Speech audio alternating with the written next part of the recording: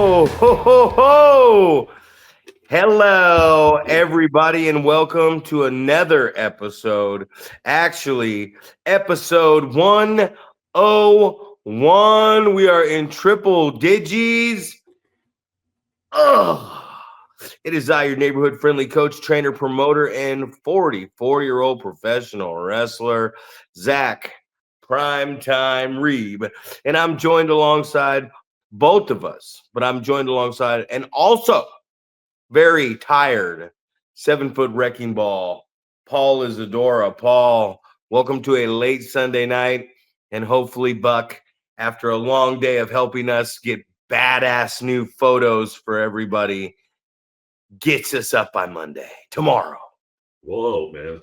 I will again be up early, getting ready for work. So I'll be looking to see if that is uploaded so we can get everything ready to release by 7 a.m. And hopefully that's the case. But man, we were just talking about the lack of sleep. My wife just sent me a text today while I was at work, just saying, hey man, I can't believe you're doing this. You're 12-hour shifts sometimes, coaching basketball afterwards, getting a little bit of sleep, going back to work, and then rinse and repeat, and then it's like, I was just saying, like, I get up at 3, go to work, go straight to Boomtown. We do the show, we eat dinner, then I get home. It's probably midnight. I get up at 3 again, go to work. Grown man shit. That's it, man. I'm just piecemealing. I'm getting some piecemeal sleep here and there, and but I don't know, man. It's just I wouldn't have it any other way, man. It's the constant grind, man, and it's something that I enjoy, and I look forward to continuing to get it done. So yeah, so I'm just dinner was free for you last night. It was. I was eating off other people's plates. Mama Reno said, "Sit down, Big Paul." It just happened to be, it just happened to be the right spot, man. I was just like, hey, where can I sit? She's like, I'll sit right here. I said, oh, here, you want some food? You want to finish this up? I couldn't finish it. Like, I guess, and then what'd you say? Oh, I was just saying, like, I'm so tired for we're interrupted. I'm interrupting you. I'm just like, huh? I'm just I just sit down and then I'm just thinking to myself, well, shit, man, I probably need to get home and get some sleep. So I'm like, I don't think I'm going to order my own food because I don't want to wait for it. And then I'm just like, and then they're getting up ready to leave. So I'm like, oh, this is a perfect time for me to just stand up and leave also. So I didn't even think I said goodbye to JP. I was like all the way back out to the truck, and I'm like, I don't think I said goodbye to JP. I said I gave everybody else a fist bump, and then I was just driving home, and it's fucking shitty weather. It's wet. I'm sure the trailer's like all over the freeway and stuff. So and the fist bump's the greatest thing, man. There's the little gay handshake. Oh, thank you. I'm a light worker. I'm not a crowbarer. Yeah. And then there's just, all right, cool, man. Pandemic really turned me on to the fist bump. You know what I mean? It's like, I'm going to shake your hand and give you a fuck. Get the fuck off me. I don't want you to fucking breathe on me and shit. Fucking fist bump. Get out of here. I love when people come in for the handshake and I just kind of, that's my new one now. So I don't even swatting their hand away. It's just the top of my hand, like, cool, nice to see you. Because I don't think I'm going to be touching the top of my hand. Right. But damn it, nice little turnout in Boomtown. Right. So I guess it's like, and this is just my, I don't know, just glass half full type mentality. It's like, are you nervous? Are you worried? All this different stuff, and it's like, I'm just. Thank you. I don't know, man. I think I'm just a positive guy, and I've often said this in different conversations, job interviews, stuff like that. People are like, asking me about my attitude and stuff like that, and I was just like, I feel like I'm just a positive guy. I'm seeing the best in everything, and oftentimes I irritate my family because my family is like, hey, Dad, you know, we don't wake up like you. We're not excited about the day. We're not because I just for some reason I just pop up and I'm just like go go go and loud and all types of stuff. So like, hey, uh, why don't you let everybody else wake up and do their own thing and stop being so damn loud and in everybody's face? And so it's I guess a blessing and a curse, but it was just I don't know, man. We walked into that building. You guys got there first, and you know, gave me the rundown and stuff like that. But man, we got in there and they had those red lights on, and just the room looked, you know, just phenomenal, right? And then, you know, it took us forever to set up that ring, right? I felt like it was just a comedy of errors, right? Like, oh, hey, let's put we put all the wood on. We got to take it off. We got to do this. Oh, do this. Like, tighten the ropes. Oh, no, loosen the ropes. Do this. Like, it was just, like, you know, we talked about, you know, ring crew should be you should have a class on ring crew. And I felt like I was in that category. Like, dude, what the fuck am I doing? Why don't I know how to put together a ring? You know, I have to give myself a little bit of leniency because I literally have never until that ring had a ring that had the cables underneath. I've never dealt with that. So I don't know. It was different, man, but it was frustrating. And then the canvas is like, you know, brand new canvas we just ordered. Like, we don't test fit it, right? We got it a couple weeks ago, I think. We never unrolled it and see if it fit, and then we open it up for the show, and it's like, oh fuck, it's a little too short. But you know, I just like how everybody adapted and just made it work. Let's talk about what, man? Let's talk about the canvas. Let's talk about the equipment. Let's talk about that. Let's talk about accidents in pro wrestling, because we had a very unfortunate accident at your show. And man, I was out there for it because it was my tag team partner. And I want to, you know, shout out to Dickie Dakin, man, the Red Bull. You know, I would say he's going to be out for a while, which he is from the injury. But let me first talk. So I believe it was fibula, and he ripped everything, all the tendons right off the bone, right? So, you know, very unfortunate. But for me, he's been doing that. You know, Rick taught him the move. It was almost like the Lance Storm roll through to the single leg crab, and Rick Luxury taught him the move, and he'd been doing it over and over and over again. And I don't know if it was you know, the ring was smaller. I don't know if it was just a miscalculation. Maybe the reversal happened too late. I don't know what happened, but I know he went to baseball slide through Dreamy Drew, and I saw it happen. I didn't see the break happen, but when he slid through, he came up with the ankle, and I made my way down the apron to start telling the fans who already wanted to kill me. I don't know how many fuck you primetime chants I got from grown women who had two little kids on their side. It became hilarious to me. I'd turn around, they'd be like, fuck you, primetime. And I'd look over and I'd be like, oh, it's a goddamn mom with 3 kids. And the kids had their middle fingers up too. And the mom was just calling me out everything but a white human being. You know what I mean? And I come back down the apron, and he's no longer got the ankle lock on Dreamy Drew. He's now like just laying there almost, you know, retarded like. And I come back to the corner and I'm like, what are you doing? I start telling him that. I'm like, what are you doing? Hey, what are you doing? I'm like, tag me in, dipshit. And I slap him on the back, and I get in, and Cody goes, man, broke his ankle. I heard it pop. It fell off. You know, he's telling me it fell off the bone. And I'm like, ah, shit. And I look over at the 2 guys I'm wrestling, and I'm like, I don't know if Milf Hunter is going to be too savvy with time to go home on his hot tag. And we'll get into that afterwards. But I just wanted to say, you know, Dickie's in the locker room, and he's not screaming, he's not yelling.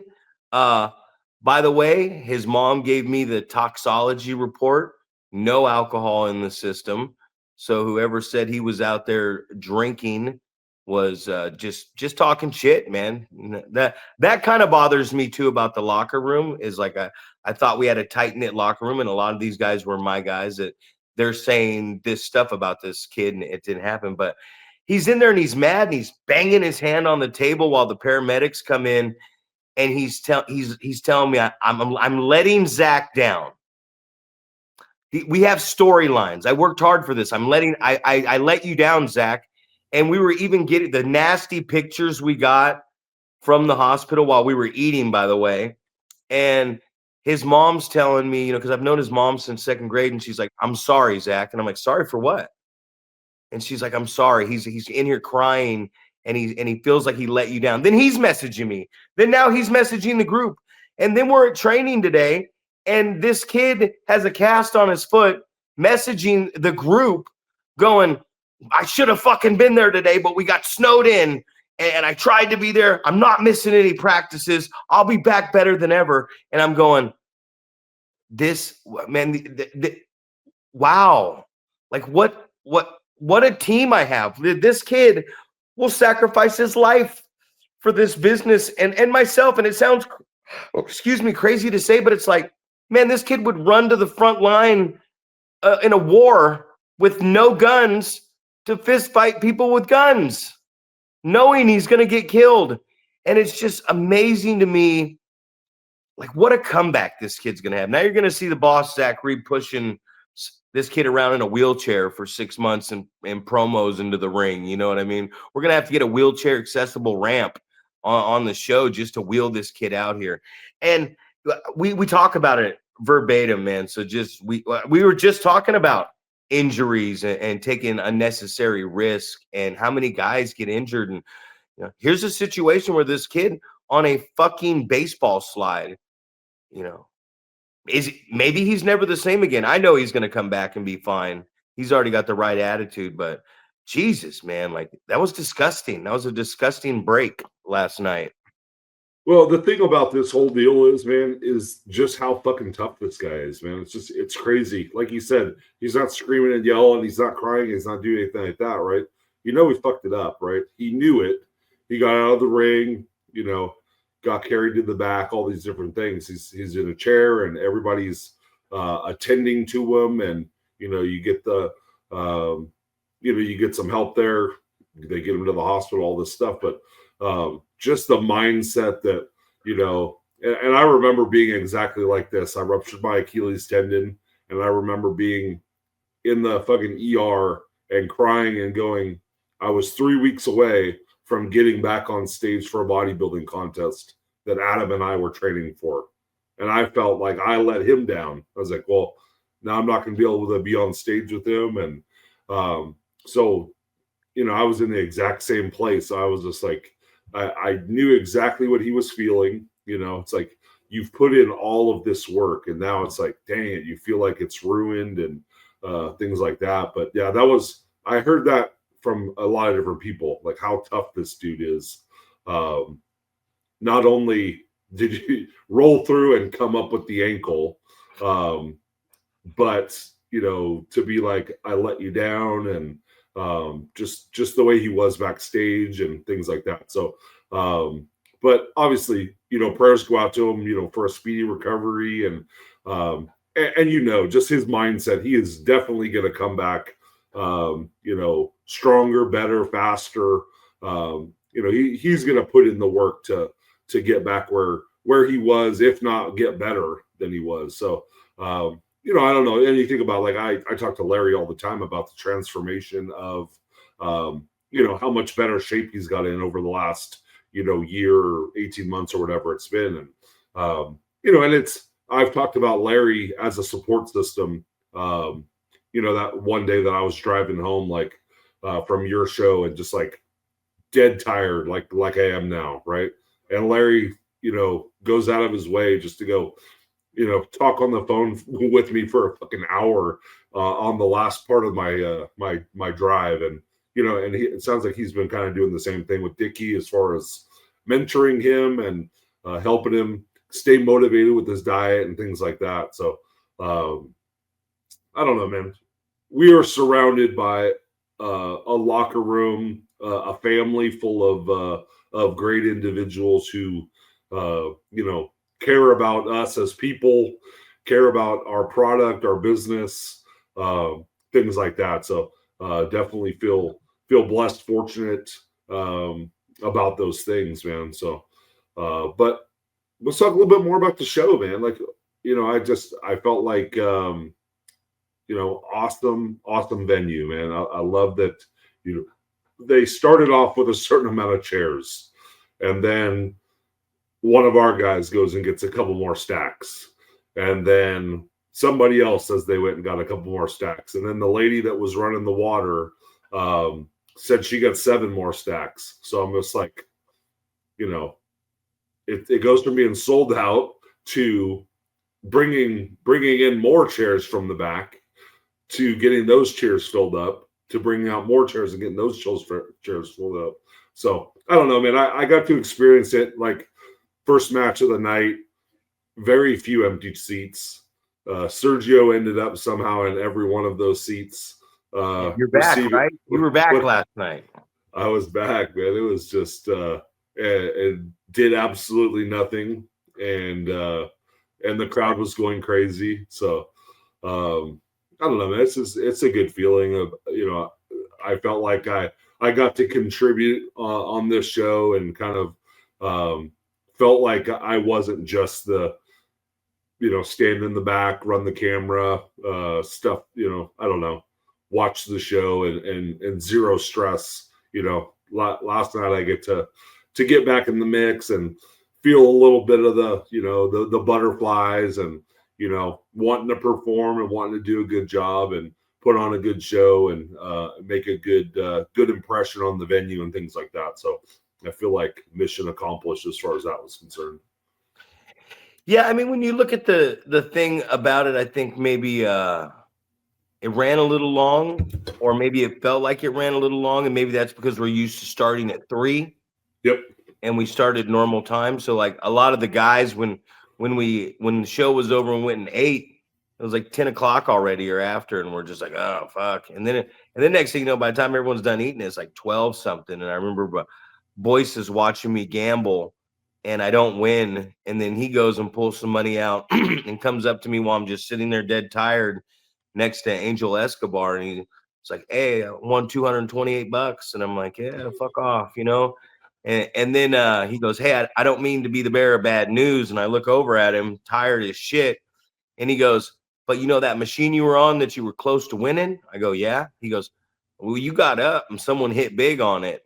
And my exact words to Boyce were, fuck you, fuck off. Get out of here. Leave me alone. You know what I mean? But no, I had a great time with him sitting next in the diner. Even though it's late, you realize that, man, the camaraderie between everyone and the good times that we're having. But yeah, that was great. I felt went a little long, and I feel like unless you're selling concessions or something, I get the guys got their merch out there, but unless you're like selling a food product or something like that, I almost feel like, and we've done it for years because we do, but I feel like you lose attendance when you go to intermission. You know what I mean? I hate to fucking say it, man. And the boys love intermission because they get to try to sell some merchandise. But I feel like you lose fans come intermission. I feel like fans have a hard time sitting through some long stuff. Let's talk about the pre-show match. I want to talk about the pre-show because it leads into a lot of other stuff. 2 very inexperienced guys wrestling each other. So I thought what they were doing out there wasn't bad, but here's where they lost me. They rolled out of the ring and took off running, right? So they started running through the crowd, and then they ran through the kitchen, and then they came back out, and he slides back in the ring, and the other guy goes to get in the ring, and he kicks the rope in his nuts. Well, you were doing the rope in the nuts spot, and it just reminded me about having inexperienced people out there without having someone, like you always say, able to rein it in. And I just wanted to say this to anybody out there who watches or is listening, whether you're subscribing or clearly not. I just want you to realize it's a pre-show match. You don't need to leave the ring. You don't need to go to the top rope. You don't need to dive out of the ring, and you don't need to fucking kick people in the nuts or hit them with steel chairs because you're taking away from the rest of the card. That's not your fucking job. And the thing that was really pointed out to me that got me the most was both of the camera guys I brought, right? They go, if you're gonna do something stupid like take off running through the crowd in the kitchen in the pre-show match, and both these guys said this, they said, continue the act. Because they went running and followed them through the kitchen, and both those guys just stopped running after each other because they made it behind a door. So the camera literally followed them back there, and they were like, ha ha, no one can see us. It's like, you're being filmed here, guys. You can't stop running. You can't stop fighting and chasing each other. And they're like, okay, let's pick it up and run again. So I was very unhappy with the pre-show match because I felt like those guys were out there and just going into business for themselves. And I didn't like that. And I let them know I did not like that. And I got him, not in a bad way calling anybody names, but I got in both those guys right in front of them, and I pulled them both aside separately, and I said, "No, man, you don't do shit like that." And I hope what I told them, and I hope there's other guys out on other cards that aren't afraid to tell somebody, "Hey, man, what the fuck are you thinking? You can't do shit like that." The guys, the promoter of the company who's in the main event opening up the show is doing a getting kicked in the nuts spot by the rope. Well, what are you doing that in the pre-show match? Why are you going 10 minutes? Why are you chasing each other all over the building? Then you stop they're filming you. So I was very unhappy with what they were doing because I don't think those two actually understand what the fuck is going on. And then when you're explaining stuff to people, sometimes they're just like, yeah, okay. Or in the other guy's case, he was looking at me like this. And I was like, I just want to put my finger down his throat and be like, but I was kind of worried that he might actually start going on it. So I didn't like that. I thought I really enjoyed your opener, man, because they just kept chanting one more time. And you just kept lopping Sergio's chest into next semester. You'd pick him up for that body slam and just really like get him up there and hold him. And then we ran out and, after the opener, it was just living proof to me that like having established characters, like having definitive good guys and definitive bad guys and just telling a real simple story with those type of people gets these people riled up. So I felt like the crowd wanted to get behind the pre-show guys. They just didn't do nothing but bury their head down and try to do, but they're inexperienced in the same sense. But I felt like once that opener hit, we were off to the races, man. Right, absolutely, man. And it's obviously that's the reason that it's the pre-show match. It's an opportunity to learn. It is what I got from some of the camera guys was it was perfect because it gave us an opportunity to figure out how we're gonna film, how we're gonna take photos, things like that. So those guys enjoyed that there was a match before the show started that we could kind of get ourselves all dialed in and ready for the action to start essentially. So silver lining, like I said, I'm a glass half full guy. So as much negativity as we can say, hey, this sucked. They didn't do what we wanted them to do. Why would they do this?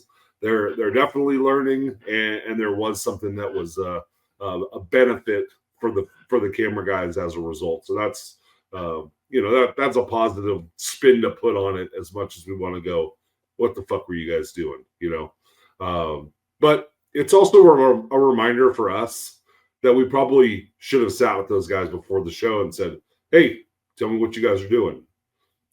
Let's agent this fucking match and let's see what they think is a good idea and then tell them what's actually a good idea.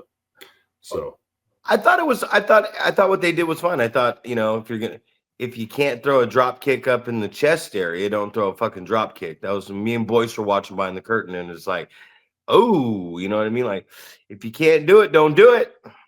It's bottom line. I didn't think what they did was bad. And I thought it was a great learning experience. It just, why chase them all over the building? Why kick the rope in the nuts in the pre-show match? Right.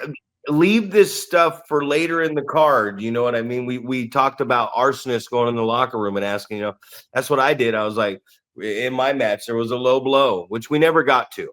We never got to it. And I remember, arsonist going in the locker room that time and asking, is anybody doing the low blow tonight? And it was, the responses were just sarcastic, and he was being ridiculed for it. And I'm like, nobody ridiculed me when I asked this question. As a matter of fact, I did get a couple smart ass responses from the boys. Yeah, I'm doing 2 of them. And I was just, fuck you. You know what I mean? Like, I'm not listening to that. But it was a fun show, man. It was a fun show. There's things on the show that we learn from. It's like in the main event,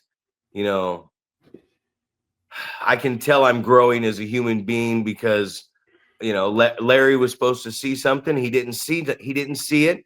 And instead of losing my mind, I just leaned into Larry and I said, "Did you see the choke slam?" And he said, "No." And I said, "All right, we'll go to count and I'll pull you out." And he goes, "Okay." And he went to count and I pulled him out of the ring. And I remember looking him in the face, talking to him. And I was like, I'm going to put my knee in your gut. And he goes, "All right." So I knee him in the gut for the DQ, which got a lot of boos. And then I forgot that it's a low boy. And I want to personally apologize to the lawman Larry. I do. I want to personally apologize to the lawman Larry because I thought I was just banging his head onto the side apron. And as I pulled him back to slam dunk his head, I realized that there is no waist-high side apron. It's middle of the shin side apron, almost on the floor. And I slam dunked him an extra 3 feet at 60+ years of age. And I was like, as soon as I threw him, I was like, oh, fuck, I might have killed Larry. You know what I mean? And that Jeffrey Excellence, man, I mean, not only has the guy got an amazing physique, good look, good in the ring, man, just a super positive fucking attitude. You want to talk about you think you're positive? No, this guy's positive, man. He's so positive that when I start saying negative things or thinking negative thoughts and he's around, I had to tell him at the show, I'm like, well, don't I feel like an asshole? Like, because you just ooze positivity, man. I'm over here going, well, you know what? He fucked it. He's like, oh, it's cool, man. It kind of worked out better this way. And I'm just like, you know what, Jeff, fuck off. You know what I mean? That's my new thing to everybody now when they're just going to be super positive. Hey, fuck off already. I've had enough. But I had a lot of fun, man. It was a good time. I think, did you save that little thing out front that I told you to save? I did. Hell yeah. It's around here somewhere. Oh, but it's funny that you talk about Larry because my wife was like, why is Zach so mean to that guy? And I say, what do you mean? What are you talking about? It's like, at the end of the match, like pulled them out of the ring, all this stuff. And I was like, kind of letting her know like what was supposed to happen. Like he was supposed to see the chokeslam happen and he's supposed to disqualify Jeff because I interfered and things like that. And I was just like, for some reason that just happens more frequently to that guy for some reason. And then ironically, I was just watching Dale Clifford's The Wrestling Rap. And the match that was on there from our show in Yarrington was the dudes versus those Oregon guys. And I don't know if you remember what the finish was in that match, but that was somebody was cheating and Larry wasn't supposed to see it, except for he was on one knee staring right at it. And it just was like, oh man, this has happened like in 2 shows in a row. We're putting this guy in this position that maybe we shouldn't. Maybe we shouldn't have him in that spot where it needs to be see something, don't see something. There's going to be something extra to remember. I don't know, man. Maybe we need to switch that up or who knows. But it was very ironic that my wife just asked me about it. And then I watched this this episode that it happened in the reverse order, right? It's like, well, you're supposed to see me cheat, but you didn't. You're not supposed to see this guy cheat, but you're staring right at it when it happens. So I don't know, I thought man. that time was fine. Remember, you guys, you and Boyce and everyone in the locker room were like, nah, not good. I'm like, well, he kind of went over and slapped his face. Maybe he was dazed. Which the funny thing is, I wanted Larry to be dazed this time. Yeah, right. I wanted that. What he did in that match is exactly what I was asking him to do in this match. And it happens, man. That's why we go. That's why we train. That's why we put in the work, because this shit is not. It all seems to play out well in your head, right? This is one thing I always love to. I want to really talk about. This is we talk about all the time about people going, oh, this is how wrestling works. This is how we do it. This is how we do that. And then we go, oh, but then we get out there and it's a completely fucking different story, right? It's not happening the way that we talked about this. Someone's giving you advice in the locker room, and then they go out there and you're like, hey, dude, you just did everything that you told me not to do out there live. Why did you do it? And it's like, well, it's a different ball game. So to be able to think on your feet, I believe there was a reversal with Dreamy Drew, and he just lost connection with me. And he came running by me, even though I lost him. And I just immediately reacted and just reverse knife edge chopped him. And it takes time. I was talking to Manny and I'm like, man, this stuff is easy. And he's like, you would think it is, right? Like, to somebody who's been doing it and trains regularly, that's a tough one to say right there. Fuck that word.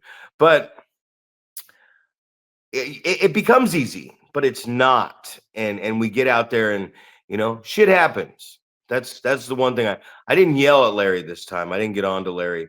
We have an understanding and boundaries and being friends. And it's just not that big a deal. It's just not that big a deal. We did something else. Stuff's going to go to hell. Can't change it. And that's that Jeffrey excellence, positivity, man, that's been rubbing off on me the last few months, man. It's like, happened with Jerry Gigolo that time with the referee. And I was pissed off. Remember, you came through the curtain, new ref, and I was like, fuck this, I'm not doing it. And I said, what do you think, Jerry? And he's like, I've had this happen all the time. You'll be fine. And I was like, oh no, he's right. I'm being a bitch. I'm being a bitch right now. But that's the thing is, the referee we wanted to switch the match to came back and said, I don't know. I don't feel like I don't want to fuck up. I feel like I can't do this. And I said, well, you got to learn sometime. You got to fuck up sometime. So when I came back through the curtain, I looked at Juan and I said, hey, it got fucked up anyways. So you should have gave it a shot. You know what I mean? Wouldn't hurt nothing. Right. And I feel like Larry's learning. Oh, definitely. Yeah. You know what I mean? I feel like here in 6 more months, and I say this only as a joke if he's still alive. That's just total joke when I say that. But nah, Larry's great. I love him. But I feel like here in 6 more months, because he did start before he was ready to do it, before I even gave him the nod to do it. I feel like in about 6 more months, man, situations like this, Larry's starting to understand the lingo better, and he's doing a better job of reffing. What really impressed me about Larry was I leaned in because he was looking that way, and I said, hey, did you see the choke slam? And he said, nope. And I said, cool, go make a count. I'm going to pull you out of the ring. We're going to change it up. And he goes, all right. And we did. And we got just as much heat for it. To us, it seems fucked up, right? Like to me and you, right. I'm looking at you on the thing like, what? I saw you stand there like, what the fuck's going on? So to us, it seems like, man, this thing went to shit. But the crowd is reacting because they don't know. Right. So they're reacting like, man, Zach, you're a piece of shit. You just cost Jeffrey Excellence the title. So in reality, it's just, you want to kick my ass? Jeffrey Excellence wants to beat my ass. It worked. But to us, it was just fucked off, right? Terrible finish. But to the audience, they don't know what we were going to do. Right. They don't know Larry was supposed to see you choke slam him. So we're just giving them what we're giving them is actually what they thought. They're looking at it like that's what we're supposed to get. Right. That's how it was planned to happen. And I love the fact that your wife says, "Why is he so mean to Larry?" Because your family is quickly becoming the biggest Zach Primetime Reeb haters of all time, and I absolutely love every second of it. Right. Exactly, man. You get to Drake Frost used to be that role, but you've slid in there and taken the reins a little bit. So, but man, I think for me that's one of the more exciting things about this. Like, my wife could give two fucking shits about pro wrestling, right? If I'm watching it on the couch and she just wants to snuggle, she'll watch it. She'll endure it, just because that's what I'm doing, and she just wants to be next to me. But she has no interest in it.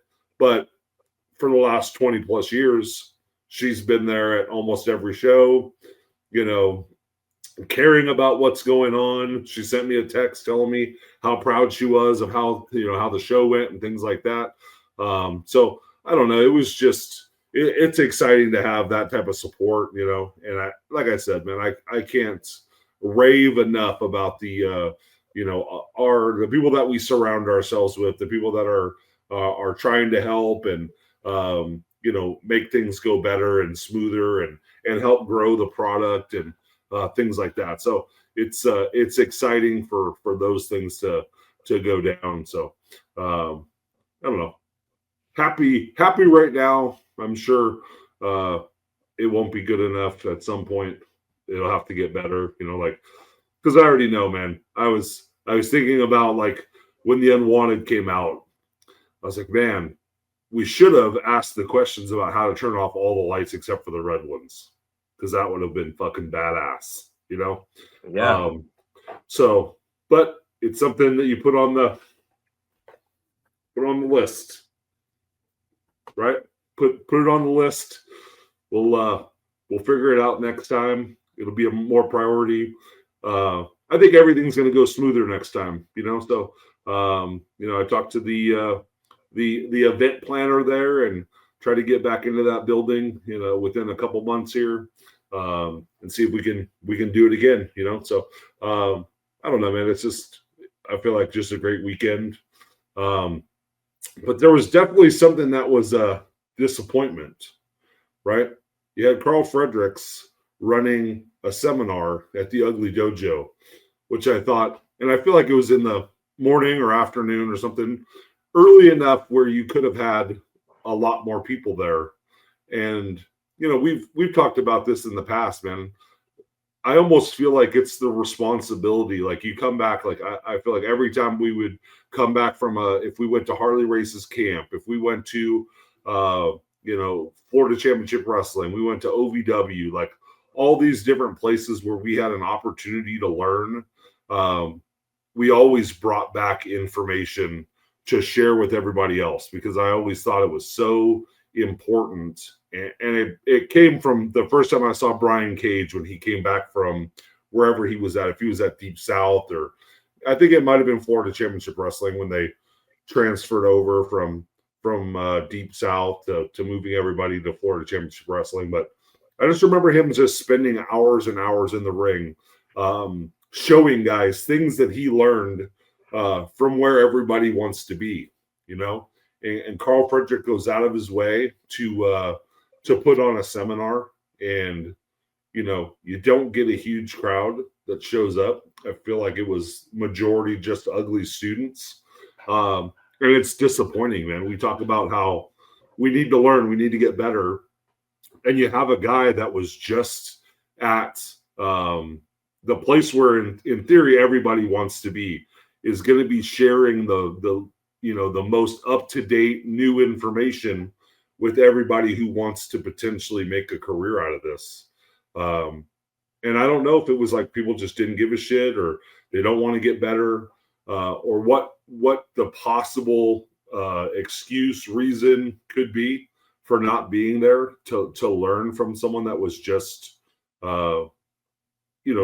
where everybody in theory wants to be is definitely frustrating. Maybe there's too much going on. Maybe there's too much wrestling going on. Maybe too many students that need more training and need more seminars are on too many shows that they shouldn't be on, and they're not available to do these things because there's so much going on. That's one thing I could say. The other thing is, was the TWF show that night? It was, yeah. Yeah. I feel like, I mean, I'm obviously not familiar with all these. You're way more familiar with the kind of proximity of all these cities of where Ugly's school is currently versus where the Colonial Theater is.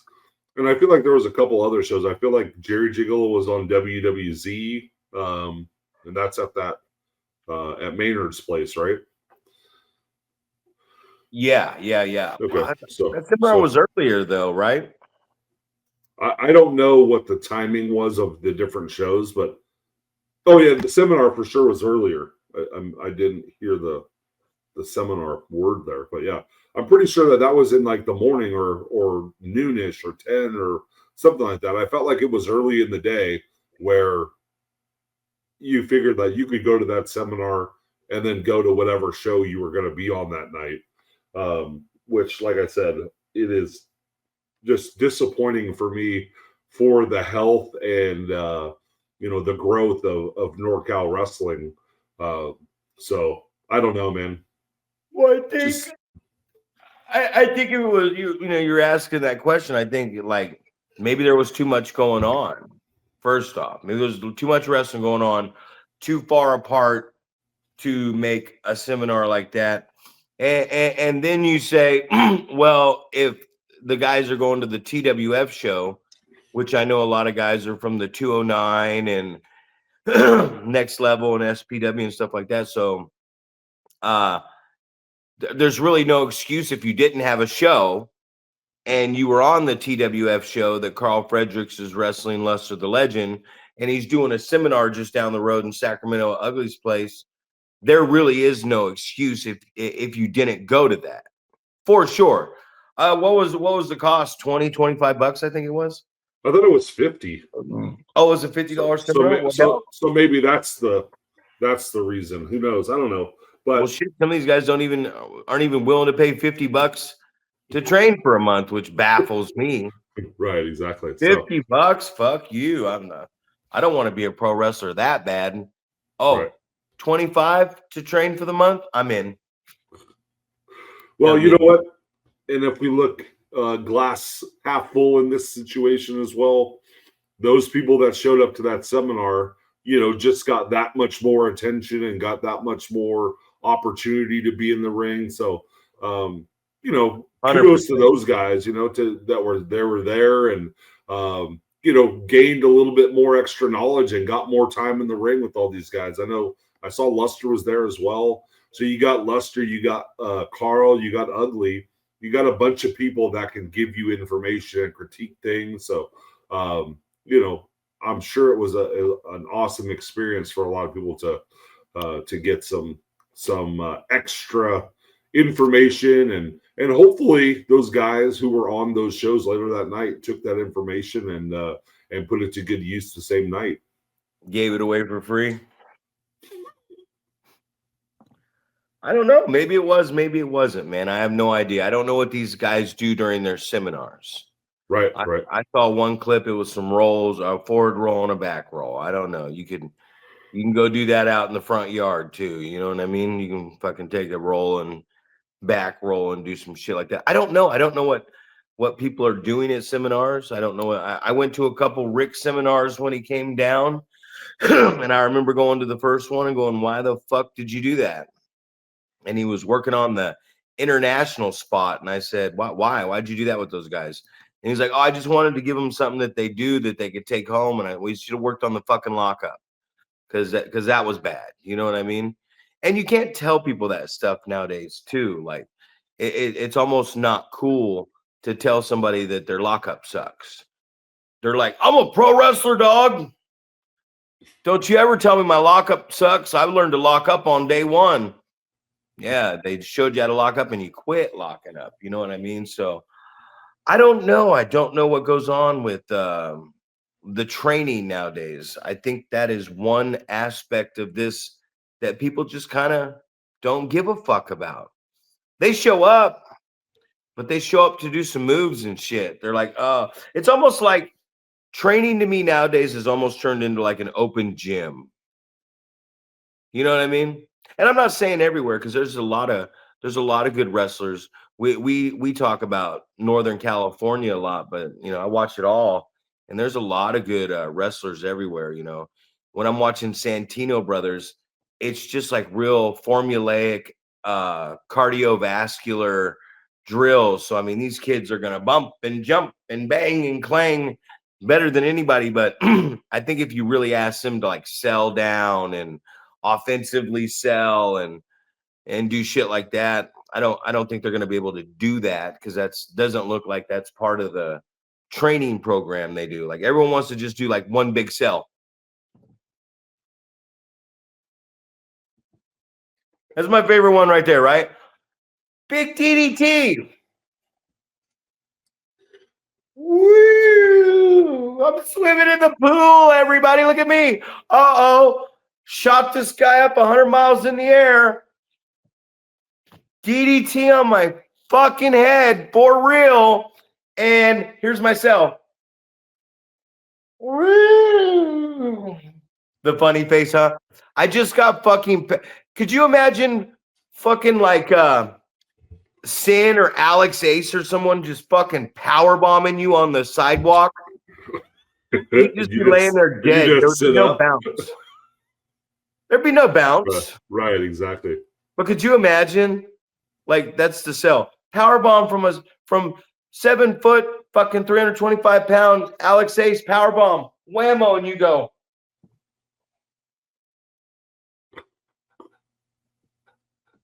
Oh, that was one of my favorite things with Sergio last night.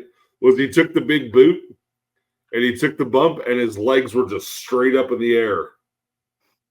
It's like a when dog somebody sleeping. Yeah, but it was almost like when somebody gets knocked out, and they're just like rigid stiff. Because I threw his legs and he stayed in an L, right? His legs were up. I threw his legs and it's like his body just came up with him as well. It was just, I don't know, it was comical to me, but it's like it also made sense. It's like you just got kicked in the face, right? And you're just like, you're just laid out. He like literally didn't move for several seconds to the point where I could interact with the crowd a little bit and then kind of go back to him. Yeah. Yeah, you can pull one of those off. Well, that's the difference between mine, his and my cell. He had a completely different cell in your big boot than I did. I took it and came back, fed back around into something. Well, it's like when people are punching guys, they're jabbing. Some guys are just like just waiting for the next thing instead of like each jab lowers them a little bit. It's funny, man. I'll never get over that. People who take moves and they're like, that's my favorite, I think. I think that's my all-time favorite is people who take a bump and make a fucking joke out of the bump. You know what I mean? It's like the one thing we have in this business, the one legitimate thing, the one thing that separates if you want to do this or not. You're like, yeah, I can roll. I can shoulder roll. I can dive and forward roll. Hey, grab that rope, pop your hips, tuck your chin, palms down, let your air out, keep your feet flat, palms down. You either want to do this or you don't. So when you take that fucking bump, right when you hit the mat if you're willing to continue in this journey or if it's a no-go. You know what I mean? So I think people that make a joke out of landing in a bump is absolutely ridiculous. There's so many other ways to make fun of this shit. I don't think fucking the big bump is a big body slam.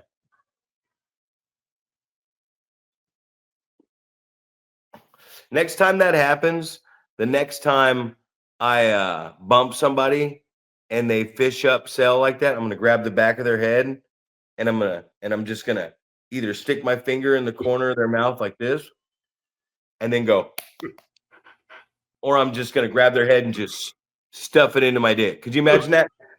Power bomb.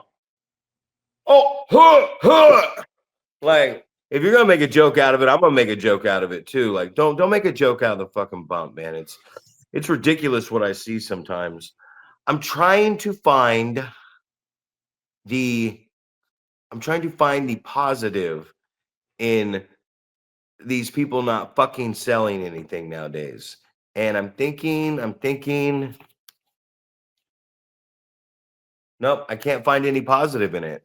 I don't think there's anything good about it all. Hey, we'll do arm drag all day long, right? Go ahead. I'm over that now. I'm over that. I think it's wrong, but if you think it's right, whatever. But not selling a bump, get the fuck out of here. Enough. Right. Enough. You were going to continue on about your tag match. Something that we can learn from that. Oh, yeah. Well, I mean, when the guy gets hurt, let's get out of here. Let's go home. And you know, we still ran the dick spot. And I felt the dick spot could have been, he should have grabbed my dick a little earlier. This is weird that I'm saying this on camera because I never done a dick spot like that. But MILF came in and, you know, when he's hot, right? So he's going for his clothesline and he's got his arm right here. He never threw it past me. I put my hand in his stomach to, you know, almost stop him. And, you know, I like to put my hand there to protect myself and also push off for the snap bump. And he didn't hit me. He airballed me on his first hot coming in. And I bumped and he made no contact. And I got up for the next bump and he was turned around. Fucking, he obviously wasn't in the middle of the ring bumping me around, letting me come to him. He was running all over the place. And he turned around and he just had this look on his face like, here I come again. And I said, no, you don't. And I kicked him right in the gut and DDT'd. Like, as I was grabbing his head to DDT him, I was already swinging my left leg through like no fucks given at this point, right? I'm like, I'm stuffing you. You're lucky the canvas is soft. But it just, we always talk about the comeback being important, most important, right? Because it leads to the finish. And it's like, dude, this motherfucker didn't even make contact. So when you're getting a hot tag, the guy taking the bumps, stay up. Make sure we both connect before you snap bump. Make sure there is connection. Because if you do not, you are going to make somebody look bad. And so many times nowadays, I see people making look everybody bad because they don't know how to do this stuff right. Because a lot of times I've seen places, I remember when Jacob Fatu came up, they're getting down in a squat position and they're doing the bump. And it's like, you're never going to take a clothesline like that. If I come to clothesline you and you're squatting down waiting for it, I'm gonna fuck you up. That's not how we snap bump. We're up and we slip on the banana peel. You throw your feet up as high as you want, but you gotta slip. It's a snap bump. It's a fucking snap bump, man. It's not a squat bump. It's not a fucking fall early bump and tear the guy's ACL, right? You know, and his hamstring, tear it right off the bone. So I just see so much stuff that we're doing. And I just feel that, you know, you were just talking about a seminar. I'm talking about young guys getting in a ring and doing stupid stuff in a pre-show match, making fun of a bump. Ha, ha, ha. Look at me. I took a bump. It's a joke. No, this isn't a joke. Because if you really took a bump, it's going to hurt. It's going to hurt. You know, and these guys that are loving these bumps, give them 5 more years. They're not going to be loving it. For 5 minutes, 10 seconds from 5 minutes remaining in this very tired podcast 101, baby. You know, I've already heard 2 or 3 wrestlers since you've been back in the ring go, I love taking that choke slam from Big Paul. And I'm just looking at them right now early in their career, and I'm like, I don't want to take it at all. I'll take it to a table. I don't want to take it in the middle of that fucking ring. You know, Sergio got lucky not having to take that choke slam, didn't he? Well, you were prefacing him for it, and then it was just like, I don't think we need to get to that. I think we need to tease it. Like I figure that a lot of times you have the tease is so much better, especially building a story for maybe down the road where you go, you know, this guy weaseled out of it. You know, you and I as a perfect example. You know, I've had my hand on your neck several times, and somehow you've been able to evade.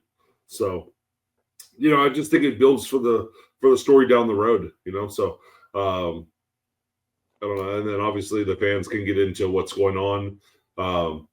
It was definitely twofold, right? It feeds into the story that we've been telling for several months, but it also tells a story for the night for anybody who's not following long term. They go, oh, here's the conflict tonight. You know, this is you know, this guy that everybody hates. He's going to make an open challenge, and then when somebody who he doesn't think he has a chance to beat comes out, now he's got a bunch of excuses why he can't defend the belt, and you know, there's some sort of clause that says the person can't be that big or whatever, you know, and so it tells the story for that particular show, and then obviously we furthered the show with the story with you guys coming in and attacking me and things like that. So one little story arc running through the entire show. So I'll tell you when it's time for me to take that choke slam. When the building's full. Right, exactly. When the cash box is full. When that happens and we can't sell another ticket to squeeze another ass in the seat or another ass in the building due to regulations, then I think that's when it's time to do that and give it to them. Because if we do it before then, or we just do it because we think time has passed to do it, then we haven't done our job in creating the interest to get the audience in the building. And I think that's another reason why we, you know, the attendance is never gets to where it's supposed to be. I don't think people stick around long enough in the story to spread it word of mouth and get people in the building. So we'll know when it's time. We'll know. You'll Absolutely. know, I'll know, they will know. That's it. It will be obvious. We will get there, and it'll be like we'll definitely know, because it'll be like the fans are ready for this to happen. So It was a rough one today, Paul.